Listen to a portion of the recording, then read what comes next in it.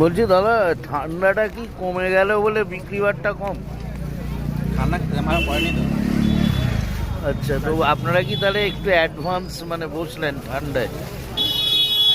এটা অ্যাডভান্স বসলেন ঠান্ডায় যে শুরুটাও? সেইভাবে ঠান্ডা পড়ছে না, তার জন্য তো বিক্রি বাট্টা কম আছে।